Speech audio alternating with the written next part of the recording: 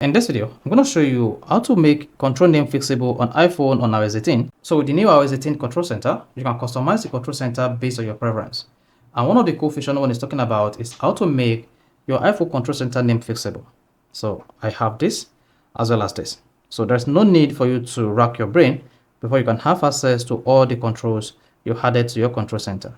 So if I don't know this video, you found this video helpful and informative, please don't forget to like and subscribe. Now, when you want to make your iPhone control name visible, what you just need to do is swipe down the control center, then press and hold, click on add a control. So this is, for instance, let's say I want to add the screen recording control. So if this is what you have, the screen recording control is not going to carry the name by default.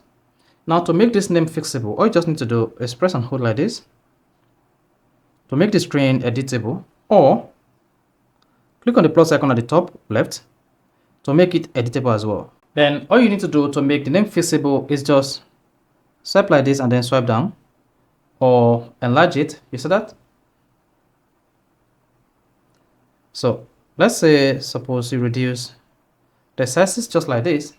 To make name fixable, you just need to do is swipe a bit, then drag down or drag left to whatever format that pleases you. That's one. Then this again. You see that? Then this again. So if you repeat this on all the controls on your control center, you'll be able to make all the names fixable. So let's go ahead and try. This is for remote. Then the remote will be added there. Then again, you see that? So that's how you can easily make names of controls on your iPhone in control center fixable. So if you find this helpful and informative, please don't forget to like and subscribe.